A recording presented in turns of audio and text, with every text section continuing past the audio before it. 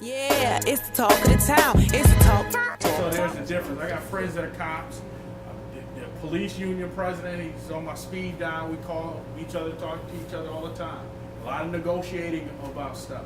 Even when you look at black events at the War Memorial, there was a time where when you had officers that came out to do those events, they were all white. And I said, wait a minute. Black events, we should have black officers. And so now they're black. Yeah. Police don't know I, do that kind of thing. So the brothers, I tell them, you're here because this was arranged for you.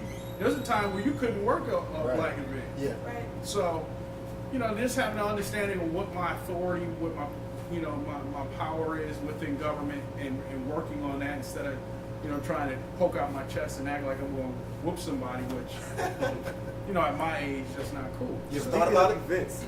Have I thought about it? Has there been something that went on at a council meeting that you was like, you know what? No, slap the shit out you. No, never at a council. Well, you know what? Not at a meeting, but I was coming out of a meeting, and I had somebody that wanted to talk to me, and I asked them to schedule something with my aide. And instead of them doing that, they grabbed me by the shirt. Whoa. And the crazy button went off in my head, and I'm looking up. If you've been in City Hall, there's an atrium, and there's balconies. Yeah. And I'm looking over like I'm about to throw this dude over the He balcony. was this size and he grabbed your shirt? Yeah. White dude, black dude? White.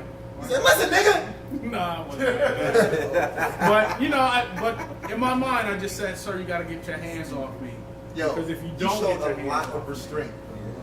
something can happen. So, That's discipline. but my colleagues were looking like Adam's gonna kill him, because That's crazy. they were expecting me to Yeah, do something. they do. So there have been times where people press up on you because they're emotional about some situation, and they think that you can save the world. And really, all I do is pass legislation and approve the budget. That's You saving know, the world, man. No. We need it. Nah, when you get people that call you on Christmas and say, Councilman, can you come and turn my pilot light on? Stuff like that. Yeah. There are a lot of stuff that Yeah. people don't know that you deal with in this job where they just call and need help. And so I'm kind of visible, so they call me. So when should I call you? When should I- Right. When you have a real issue. So, Yeah. being a councilman, what would you say the benefit of being a councilman is? At the end of the night, when you go to sleep, what is the reward for you? Very little. I say that because Shout out to re-election. I do this sacrificing a lot. Yeah. Like going out, I used to love going out. I can't go out like how everybody else go out. Yeah. I have to keep people around me too. So if anybody ever sees me out, there's always somebody with me. You may not see that person. Gang of people. You may not see them. Sometimes you may see them. But there's stuff that you just don't get to enjoy because people come to you with their issues while you're out. So that's why you ain't been in none of the comedy shows yet. Yes. It's not that I won't come. It's Not just gonna get cut in my poetry show yet. same reason. I have to run these things in my That's because you ain't mind. been in none of her strip shows either. Strip shows, I definitely can't do. I can do poetry. I can He do said, I'm comedy. here making sure the noise ordinance It's is where it's supposed it's to be. difficult to really be out in public sometimes because people need help. Yeah. And then when they see you, they don't look at you like you out having a good time. They look at you like my councilman is here and he's on the job. Yeah, like Adam, I need to holler at I've you. been How many times you hear that when you A go lot. out? I need to holler. A lot. I had gained a lot of respect for you when we did a certain. I don't know if you remember me, but we did an event together.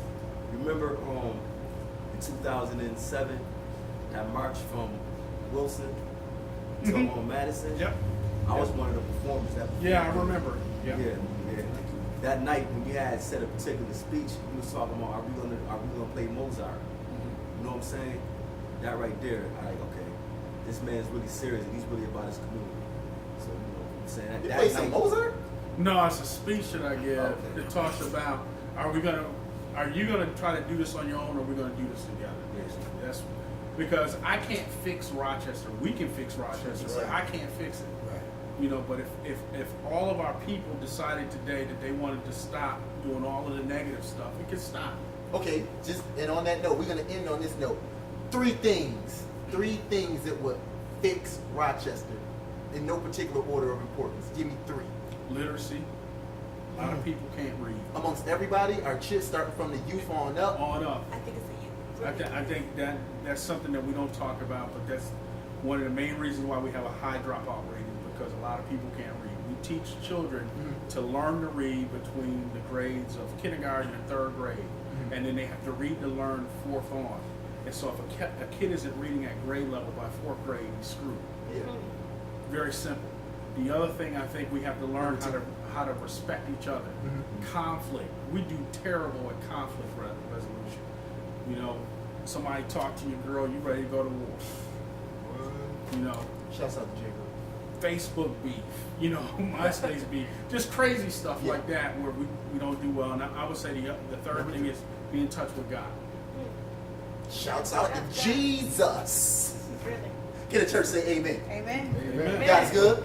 All the And time. all the time. God is good. That's right. He's great. Tony the Tiger voice. Well, Adam, man, it was a pleasure having you come down here, man. We are just so lucky that you even watching the show. I was like, hey, man, y'all doing good things. Keep it up. And I was like, what? You watching? And then I hit everybody. I was like, yo, we got to step up our game, man. We got some important people watching us. Let's stop all the niggerish stuff. And, let's get on our game plan. But listen, man, you are a person that is in a good circle of influence. We are happy that you came and blessed us with your presence. And hopefully we'll be hearing some more good things from you, and you'll be hearing about good things from us, brother. Well, let me say this, because I think a lot of people don't understand. You mentioned the radio show. The radio show was what I would say laid the foundation for me being in office. So what you guys are doing is going to lay the foundation for you to be somewhere else. So just I keep think that. I want to be in office one day. It may not be that. You may be the CEO of a company. No. You just never know where this is going to take you, because people are watching. Yeah. You have a base. So just keep in mind that people are watching. Even the haters will become people that may end up liking you down the line. I mean, that happened with me. So just understand that this is huge. Yeah. It's huge.